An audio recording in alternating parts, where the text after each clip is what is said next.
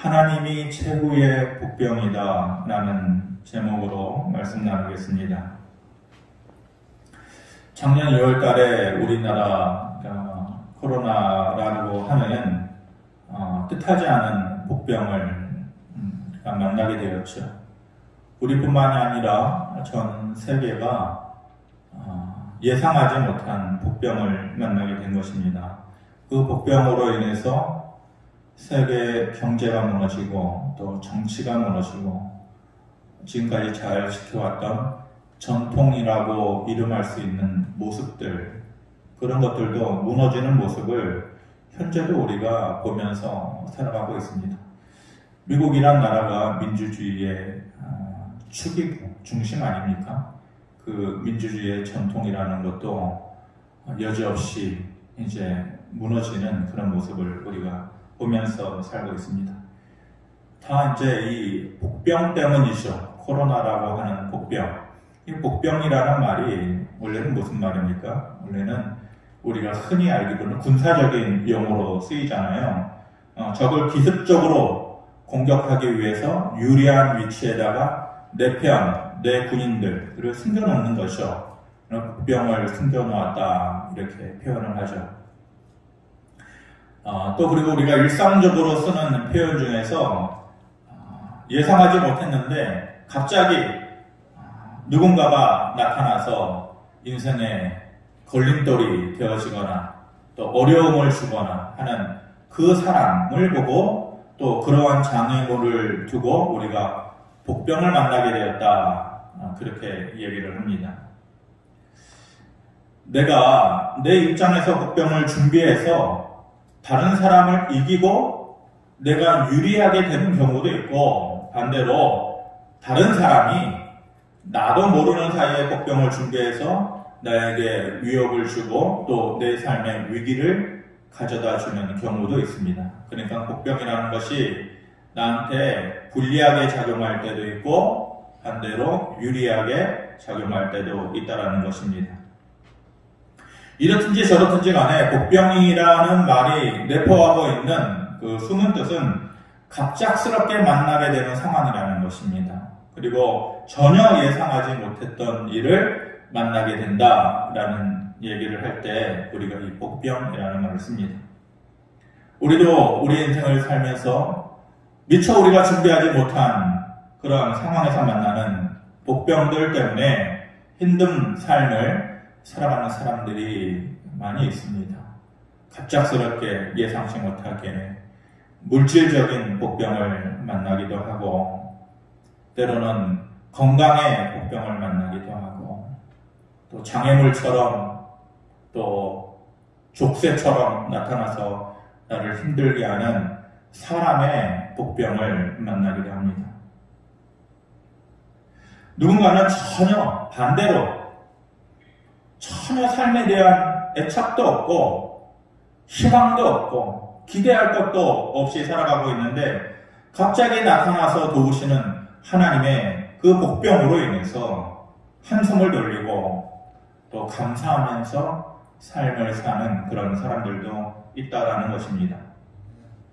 오늘 본문은 도우시는 복병의 모습으로 나타나셔서 이스라엘이 꿈꾸지 못했던 일을 행하시는 그런 하나님의 모습을 보여주고 있습니다. 그 과정에서 이스라엘 사람들이 전혀 기대하지 못했던 일들을 경험하게 되는 것이죠. 뜻하지 않은 선물을 받게 되는 것입니다. 우리의 삶에도 그렇게 이 말씀에서처럼 나오는 하나님께서 주시는 뜻밖의 복병으로서의 도우심 그리고 나타나는 삶의 변화가 이 시간의 말씀을 통해서 임하게 되어지기를 바랍니다. 복병은 뜻하지 않게 그렇게 예상치 않게 우리에게 다가오는 것이라 했습니다.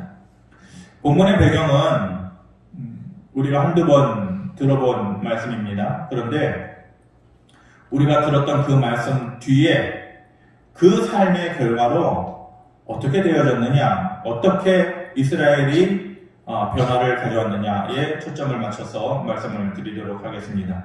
남유다의 여호사밧 왕의 이야기입니다.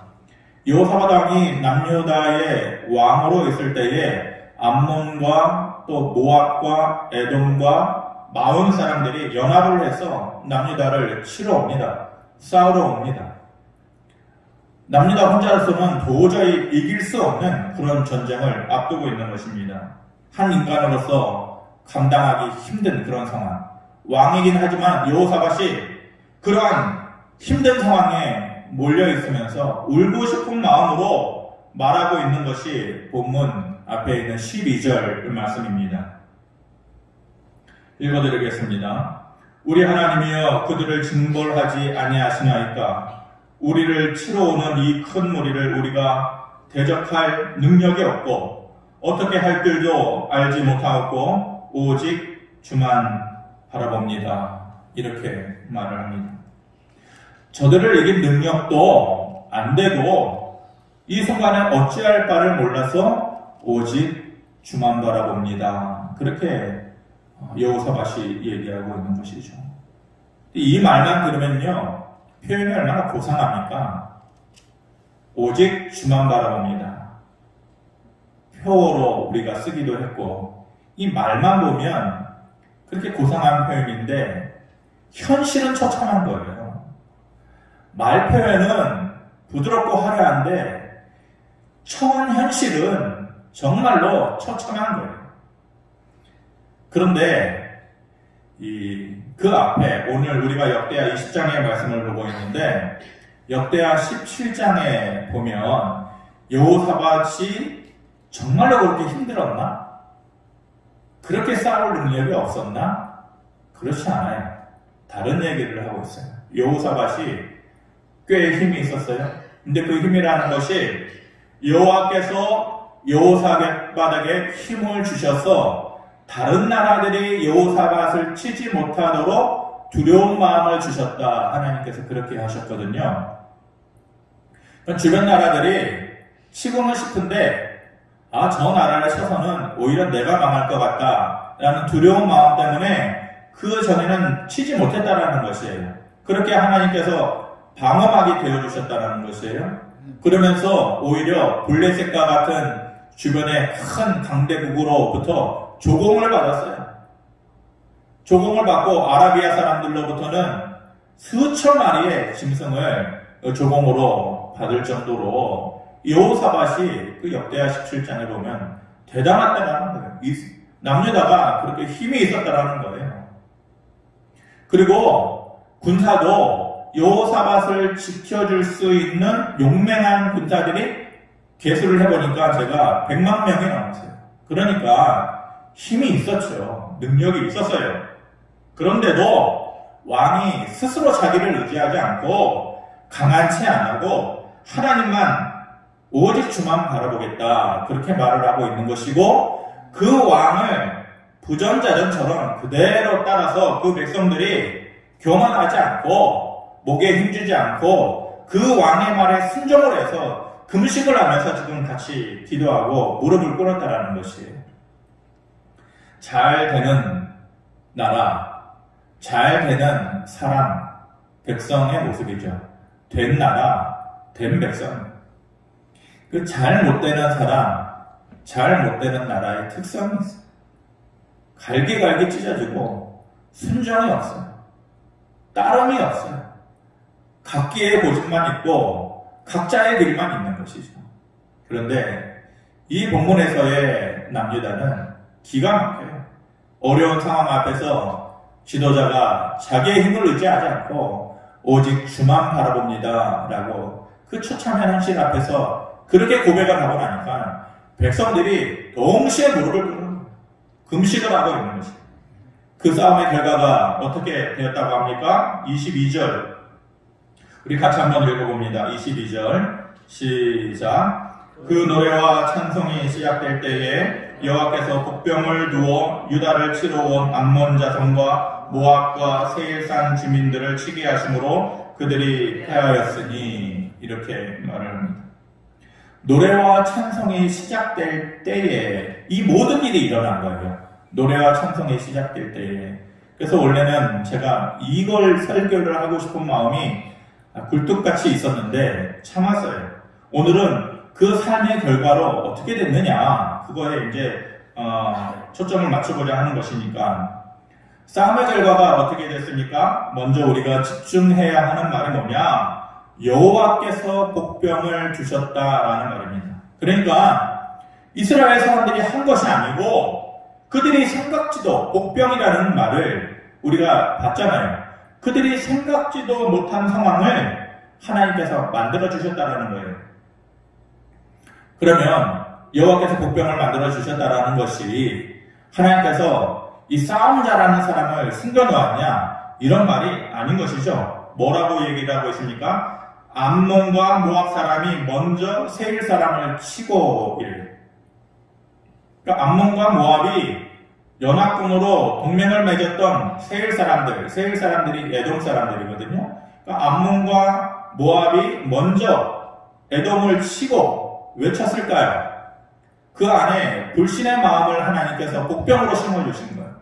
그래서 그 둘이 먼저 에돔 사람을 치고 나머지 남은 암몬과 모압 그들 사이에도 서로 믿지 못하는 불신의 마음이 생겨나서 하나님께서 그 둘 사이에 스스로 치게 만듦으로 인해서 하나님께서 그 모두를 진멸시켰다라는 것이죠. 어떻게 보면 기가 막힌 전쟁 이야기인데 동화 같은 이야기죠. 아니 무슨 그렇게 싱겁게 아니 기적과 같이 왜 맨날 그런 것만 있느냐. 그게 말이 되느냐. 이 지금 절체절명의 순간에 이런 식으로 싱겁게 끝나는 전쟁이 있느냐. 막 억지로 껴 맞추는 얘기 같지 않느냐. 그런데 그렇지 않아요. 성경에 보면 하나님께서 곧잘 이렇게 하셨어요. 하나님의 방법이에요. 하나님이니까 이 일을 하실 수 있었던 거예요. 사사기 7장에 보면은 그 사사시대 아닙니까? 사사 기드온이 미디안 사람들과 전쟁을 할 때에 미디안 사람들이 얼마나 많았느냐? 들에 메뚜기와 같고 바다에 모래와 같다 그랬어요. 그렇게 많았어요. 그는 미디안 사람들을 향해서 전진에 들어가는 이스라엘 사람들을 몇 명이었어요? 기드온과 300명. 300명만 들어가. 300명이 들에 메뚜기와 같고 바다에 모래알과 같은 사람들을 향해서 쳐들어간 것이에요. 한밤중에 그들이 힘이 세서 이겼을까요? 아니. 그들이 여호와의 이름으로 나가면서 소리를 지를 때에 적들에게 두려운 마음이 생겨났다고 했어요. 그러니까 눈을 뜨고 나니까 상황을 파악하지 못하도록 하나님께서 그들의 눈을 어둡게 하신 거예요. 그래서 깨어나자마자 두려운 마음과 눈이 어두워지는 그런 불편함으로 인해서 서로가 서로를 죽여서 단지 300명의 용사로서 그 수많은 미디안 사람들을 이길 수가 있었던 것이죠. 말도 안 되는 미디안 사람들의 입장에서 보면 말도 안 되는 복병이 나타난 거 아니에요? 그래서 그 전쟁에서 패하게 된 것이고 이스라엘의 입장에서 보면 뜻하지 않는 복병으로 인해서 자기들이 승리를 거두게 된 것이죠. 자기들의 힘으로 이긴 게 아니잖아요. 하나님께서 그 상황을 만들어주신 거예요. 그 복병을 하나님께서 허락해 주신 거예요. 그 과정 가운데에서 유다 사람들이 그러니까 이 여호사밧의 남유다가 그 암몬, 모압, 에돔, 마온 사람들의 그 연합군을 이기는 그 과정 가운데에서 유다 사람들이 아무것도 하지 않았어요. 전쟁에 대한 준비를 아무것도 하지 않고 있었어요. 그랬는데도 그들이 얻게 된 은혜가 있었어요. 그랬는데도 그들이 누리게 된 복이 있었어요. 거기에 초점을 맞춰서 말씀드리려고 하는 것이고 그들이 누렸던 받았던 은혜가 우리에게도 있기를 바라는 마음입니다. 첫 번째로 그들에게 어떤 은혜가 있었습니까? 하나님의 손이 직접 해결해 주셨어요. 21절에 보면 여호와를 찬송하여 이르기를 여호와께 감사하세 그의 인자하심이 영원하도다 하였더니 이렇게 말합니다. 찬송하면서 전쟁을 앞두고 찬송하면서 그의 인자하심이 영원하다 하였더니 어떻게 됐다라는 거예요. 그랬더니 기가 막히게 하나님께서 그들에게 승리케 해 주셨다라는 것 아닙니까? 좀 전에도 말했지만 여호사밧이요 약하지 않았어요. 무능하지 않았어요. 그런데 스스로 싸우지 않고 칼과 방패로 싸우지 않고 하나님 앞에서 전쟁을 앞두고 찬양했다는 거예요. 기가 막힌 얘기죠. 보기에는 어리석은 방법이에요. 제3자의 입장으로 보면 참 어리석은 방법이죠. 전쟁을 앞두고 찬양을 하고 찬양을 준비하고 찬양을 부르고, 그런데 결국은 하나님께서 그 싸움을 대신해서 싸워주셨다. 그리고 그들을 승리케 해주셨다라는 것 아닙니까? 인생을 내가 다 싸우면서 살려는 인생은 참 고달픈 것 같아요. 매 순간마다, 매 사람마다 내가 다 싸워야 하는 인생은 힘든 거예요. 그런데 때로는 그렇잖아요. 내가 힘이 없어서 못 싸울 때도 있고, 또 부끄러워서 못 싸울 때도 있고, 눈치 보여서 못 싸울 때도 있고, 싸우진 말아야 하는 상황이니까 싸우지 못하는 경우도 있고, 목사니까 그럴 때가 많은 것 같아요. 그렇지만 누구에게라도 그런 상황은 있는 것이죠. 매번 내가 할 수는 없어요. 그럴 때 누군가가 나를 대신해서 싸워줄 사람이 있다면 그 인생이 덜 힘든 것 아니겠어요? 그리고 정말로 가끔은, 우리가 살면서 가끔은 한 번이라도 하나님께서 나를 대신해서 그 싸움을 대신 싸워주시고 우리의 인생을 이기게끔 해주시는 그런 삶의 경험들, 그런 변화들, 그런 것들이 우리에게도 있게 되어지기를 바랍니다. 두 번째, 그들이 누렸던 은혜가 뭡니까? 싸울 자를 하나님께서 사라지게 해주셨어요. 24절에 이렇게 말합니다. 유다 사람이 들망대에 이르러 그 무리를 본즉 땅에 엎드러진 시체들 뿐이요 한 사람도 피한 자가 없었다. 이렇게 말합니다. 2절에 보면 바다 저쪽에서, 그러니까 여호사밧을 향해서 오는 그 무리들을 보니까 바다 저쪽에서 큰 무리가 싸우러 옵니다 라고 어떤 사람이 여호사밧 왕에게 얘기를 해주거든요. 얼마나 두려운 상황이에요. 내일이면은 당장 피비린내 나는 전쟁을 해야 되고, 내일이면은 오늘까지 보았던 내 가까이에 있는 사람들이 죽어나가게 되는 형편이고, 백성들의 삶이 초토화 되어지게 되는 그러한 상황인데 잠도 오지 않는 상황이죠. 그런데 다음날 눈을 들어보니 그렇게 밤새 한숨 못 자고 그렇게 근심 걱정으로 밤을 지새웠는데 일어나서 보니 엎드러진 시체들 뿐이요 한 사람도 도망간 사람이 없었다. 이렇게 말합니다. 하나님께서 다 전멸시키신 것입니다. 두려움의 요인, 밤새 붙잡고 씨름하고 그 걱정 때문에, 내일 일어날 일 때문에 걱정하고 눈물 쏟고 근심하던 그 두려움의 요인들을 하나님께서 하나도 남김없이 깨끗하게 다 사라지게 해주셨다라는 것입니다. 우리도 돌아보면 그렇습니다. 얘기를 나눠보면 다 느낄 수가 있습니다. 사람들마다 말 못할 사정들이 다 있는 것이고 걱정과 두려움들이 다 있습니다. 그것 때문에 잠 못 이루는 밤이 하루 이틀이 아니잖아요. 그것 때문에 편히 잠을 잘 수 없고 내일의 삶이 무거운 돌처럼 나를 짓누르는 그런 밤을 지새우지 않습니까? 그런 우리에게 이 말씀처럼 하나님께서 도우시는 복병으로 나타나셔서 그런 걱정과 아픔의 요인들을 남김없이 사라지게 해주시는 하나님의 은혜가 있기를 주님의 이름으로 축원합니다.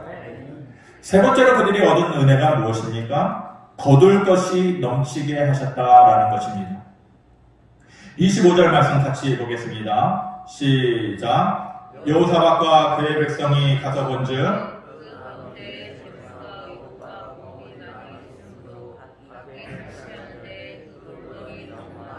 능히 가져갈 수 없을 만큼 많음으로 사흘 동안에 거두어드리고, 이 전쟁이요 자칫 잘못하면 암몬과 모압과 또 에돔 사람과 마온 사람들 그들 앞에서 그 전쟁에서 패하게 되면 한순간에 모든 것을 잃어버릴 수밖에 없는 그런 전쟁이에요. 고대 전쟁은요, 한방전쟁이에요. 한방전쟁.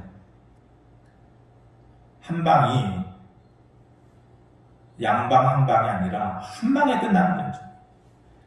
요즘이야 인도주의라는 말도 있고 또 국제협약이라는 말도 있고 한방에 끝나지 않죠. 예, 다 주변에서 지켜보는 나라들이 많으니까 자기 마음대로 할 수가 없잖아요. 근데 고대 전쟁은요, 한 방에 끝나요. 한 번에 모든 것을 잃어버려요. 재물도 잃어버려요. 나라도 잃어버려요. 자녀도 잃어버려요. 아내도 잃어버려요. 식구도 다 잃어버리는 거예요. 그런 순간에 상황이, 그 순간을 맞닥뜨리고 있었는데 상황이 완전히 달라졌어요. 한 방에 모든 것을 이룰 수도 있는 그 찰나의 순간인데 상황이 달라졌어요. 어떻게 달라졌어요? 이스라엘은 아무것도 안 했는데 자기들끼리 싸워서 초토화된 적진에 들어가서 보니까 재물과 보물이 너무 많아가지고 가져갈 수 없을 만큼 되었다. 모든 것을 잃어버릴 줄 알았는데 가서 보니 재물과 보물이 너무 많아요. 사흘 동안 가져가도 힘들 정도로 그렇게 많았다는 것이죠. 잃어버릴 뻔한 삶에서 차고 넘치는 삶이 된 거예요. 기가 막힌 삶의 역전의 상황 아닙니까? 잃어버릴 뻔한 순간인데 오히려 차고 넘치는 삶이 되었다는, 인생에서 무언가를 잃어버린 경험이 있는 사람은요, 그 아픔을 알아요. 그것이 사람이건 물질이건. 잃어버린 경험이 있는 사람은 그 아픔을 알아요. 혹시 우리 가운데 잃어버린 아픔이 있는 분들이 계시겠죠? 그런 분들이 계시다면 앞으로 우리의 남은 인생 가운데, 삶 가운데, 남은 우리의 시간 가운데, 나는 힘이 없어서 못하지만, 나는 능력이 없어서 내 인생에서 거둘 것이 없지만 이제는 하나님의 도우시는 그 뜻하지 않는 복병으로 인해서 거둘 것이 넘쳐나게 되는 그런 은혜가 있기를 바랍니다.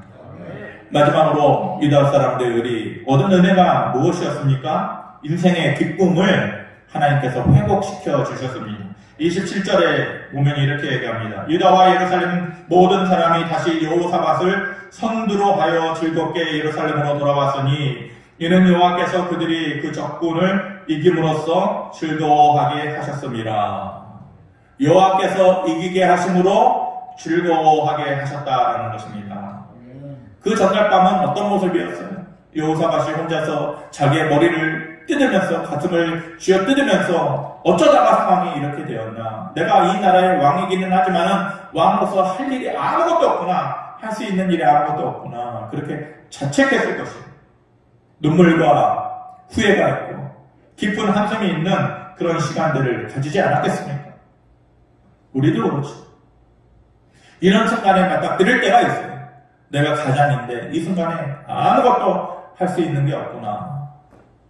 내가 남편으로서, 내가 아내로서, 부모로서 이 순간에 아무것도 할 수 있는 게 없구나. 그런 문제에, 그런 벽에 우리가 부딪힐 때가 있는 것이죠.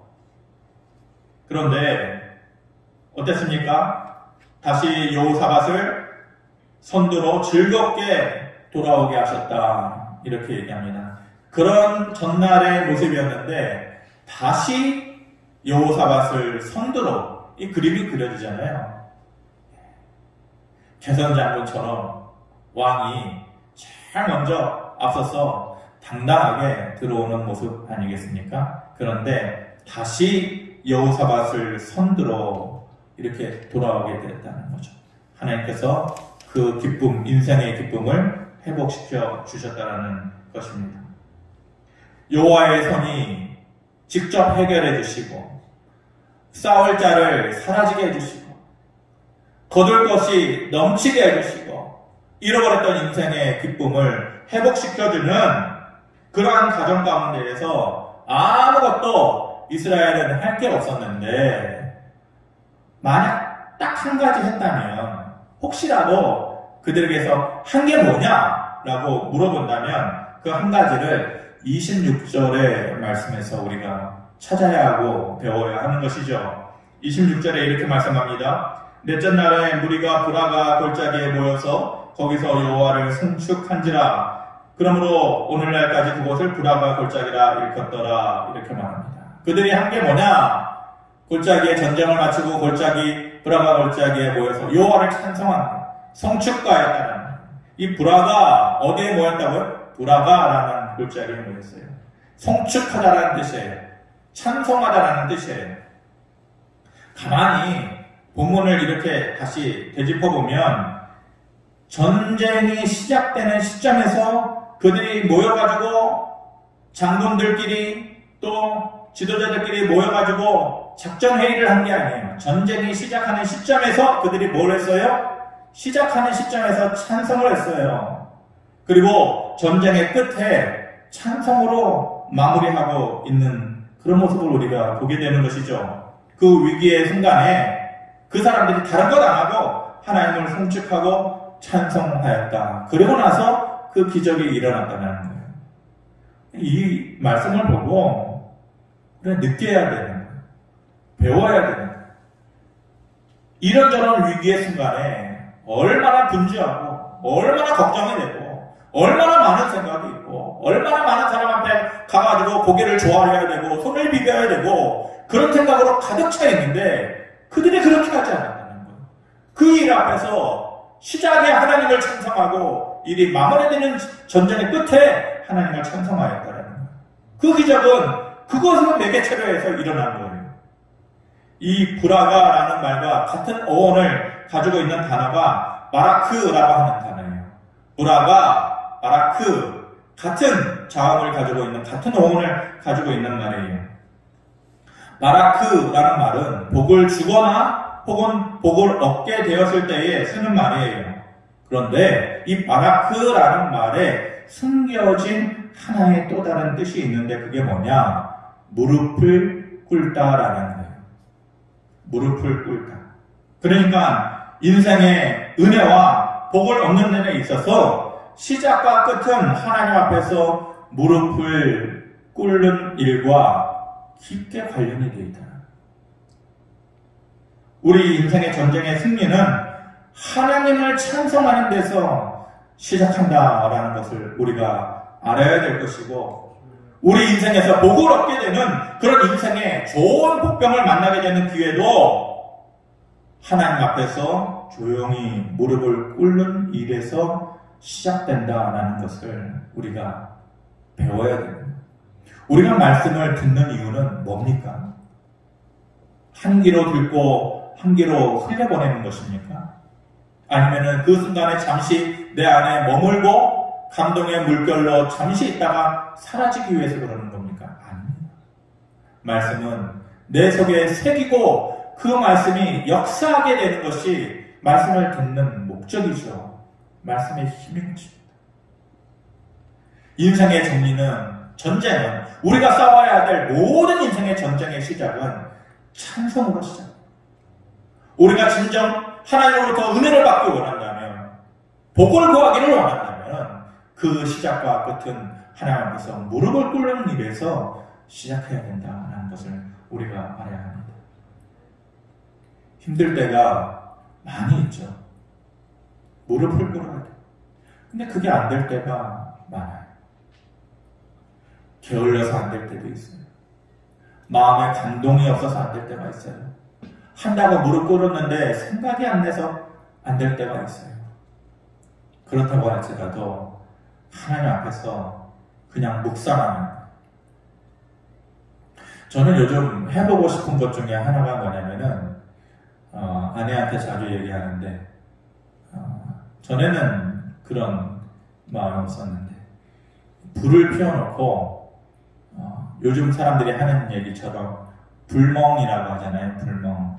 이렇게 옛날에 중고등학교 때 모닥불 피워놓고 새벽 한 3시, 4시 정도 되면 뜨거운 불 다 사라지고 잔잔한 불 앞에서 그냥 멍하니 있는 그런 거. 불멍을 한번 해보고 싶다라는 생각을 하는데, 기도가 이런저런 이유 때문에 안 될 때가 많아요. 그럴 때는 그냥 하나님 앞에서 멍하니 있는 거예요. 멍하니. 그냥 멍하니 있어 보는 거예요. 불안한 마음이 있고, 초조한 마음이 있고, 화나는 마음이 있고, 그렇지만 그냥 하나님 이름 한번 부르고 멍하니 있어 보는 거예요. 허둥지둥 할 때가 많이 있잖아요. 허둥지둥 하는 그런 상황 가운데에서 잠시 사람들의 시선을 좀 피해가지고 하나님 이름 한번 부르고 멍하니 있어 보는 거예요. 진짜 큰 힘을 느낄 수가 있어요. 그리고 성경 잘 안 읽으시죠? 그리고 한번 성경책을 펼쳐서 흰 종이 위에 써 있는 그 말씀 하나하나를 마치 점자로 된 책을 읽어나가듯이 그 말씀을 한 번씩 이렇게 훑어보는 거예요. 많은 말씀을 보려고 욕심부리지 말고 그냥 내 눈에 들어오는 그 말씀을 마치 점자책을 읽듯이 쓰다듬으면서 이렇게 한번 보는 거예요. 힘이 있어요. 하나님의 말씀은 살았고 운동력이 있고 능력이 있다라는 것을 느낄 수가 있을 거예요. 말씀을 마치겠습니다. 말씀을 준비하면서 내 인생에도 내가 살아가는 데에 있어서 나를 죽이기도 하고 살리기도 하는 그런 복병이 무엇이 있었나 한번 생각해 보았더니 나를 죽이기도 할 만한 복병들이 꽤 있었더라고요. 인생에서 내 발을 어쩔 수 없이 묶어두었던 족쇄와 같았던 그런 상황들도 있었고, 또 때로는 뜻하지 않은 일로 인해서 그 일을 겪음으로 인해서 그 인생의 시간을 빙 돌아서 오게끔 만드는 그런 아픔도 있었던 기억이 떠올랐던 겁니다. 그렇다면 나를 살려주었던 인생의 그런 복병은 무엇이 있었나 생각해 보는데, 힘들게 했던 인생의 복병은 쉽게 생각하는데 나를 살려주었던 인생의 복병은 뭐가 있었나 쉽게 생각이 나지 않더라고요. 기다리 아저씨처럼 멋들어지게 나타나서 그냥 한 방으로 나에게 도움을 주는 기가 막힌 복병의 모습을 떠올려 보고 싶은데, 그렇게 막 영화에서나 드라마에서나 볼 듯한 그런 인생의 기가 막힌 복병을 한번 떠올려 보고 싶은데 없더라고요. 그런데 그때 잔잔하게 인생의 복병의 역할을 해주었던 사람들이 있었더라고요. 그 순간이 생각이 나요. 중고등학교 때, 청년 때에 정말 고민이 많고 아무것도 없을 때에 그 사람을 보면서 내가 저 사람처럼 믿어야지, 내가 저 사람처럼 믿어서 하나님의 복을 받아야지, 그렇게 믿음의 길을 보여줬던 롤 모델이 있었어요. 그래서 저 사람처럼 믿어서 분명히 하나님의 복을 받을 거야, 그렇게 그냥 기도로서 그 상황을 이겨낼 수 있는 그런 힘을 주었던 그런 롤 모델이 있었었고, 성격이 정말로 남 찾아가서 힘든 얘기하고 고민 얘기하고 절대 그러지 않아요. 혼자서 그냥 생각하는 편이죠. 그런데도 힘들 때가 있잖아요. 정말로 누군가를 찾아가야 할 때 까칠한 성격, 그 말을 밤새도록 그 내 얘기에 귀를 기울여줬던 그런 전도사님이 또 계셨고, 근데 보니까 그 사람들이 다 복병의 역할을 해줬더라고요. 지금도 생각해보면 이 사람이 왜 나를 그렇게 좋아해 줬을까? 내가 생각해보면 그 사람이 나를 좋아해 준 것 같지 않아요. 그 사람은 그냥 뭐 과자 하나 던져드리시 했을지도 모르죠. 근데 나는 그때 중고등학교 때 그렇게 생각을 했었어요. 그 선생님으로 인해서 인생에 큰 자신감을 가질 수 있는 계기가 있었어요. 도전정신을 가질 수 있도록 그 선생님이 나한테 도움을 주셨던 그 복병 역할을 해주었던 고등학교 때의 영어 선생님이 또 계셨었고, 대학을 졸업할 때쯤에 다 친구들, 동기들 앞으로 뭘 해야 되느냐, 어떻게 해야 되느냐, 그런 고민으로 걱정하고 있을 때에 다가와가지고 회사에 들어올 수 있도록 도와주고, 전혀 능력이 없었던 나를 스카우트 해가지고 사회 경험을 겪게 하고 또 외국사를 담당하게 해주고 이런저런 인생의 경험들을 해줄 수 있도록 정말 든든한 버팀목이 되어줬던 그런 집사님이 계셨어요. 그리고 45년 정도 이 친구로 살아오면서 한 번 싸우면 그 다음에 한 발 가까워지고 또 한 번 싸우면은 그 다음엔 두 발 가까워지면서 결국은 같은 것을 보고 생각하고 같은 것을 보고 웃게 해주는 그런 아내가 또 내 인생에 도움을 주는 복병이었어. 생각해보니까 그런 인생의 복병들이 있었다. 그런데 내 삶에 도움이 되었던 인생의 복병들을 그렇게 쭉 나열하다 보니 그래도 나에게 있어서 최후의 인생의 복병은 하나님이셨어요. 제일 끄트머리에 찾았던 분이 하나님. 제일 마지막에 내 감사의 대상이 되고 내 눈물을 보셨던 분이 하나님이셨어요. 최후의 인생의 복병은 하나님이셨어요.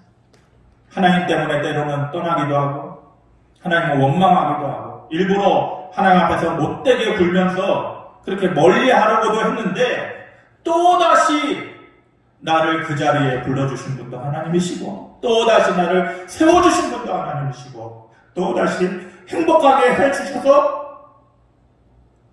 결국은 내 입을 통해서 감사하다라는 그 말의 대상이 최후의 대상이 되신 분도 또 하나님이셨어요. 어떤 사람보다 더 확실하고 어떤 사람보다 더 든든하고 또 어떤 것보다도 더 위로가 되었던, 그래서 잘 됐을 때도 그랬고 또 잘못됐을 때도 그렇고 잘 됐을 때만 아니에요. 잘못됐을 때도 그렇고 최후의 마지막 순간에 대화의 상대가 하나님이셨어요. 그렇게 내 삶의 최후의 복병은 늘 하나님이셨던 것 같아요. 여러분의 삶에도 오늘 전했던 이 유다 백성들이 경험했던 삶의 변화가 있기를 바랍니다.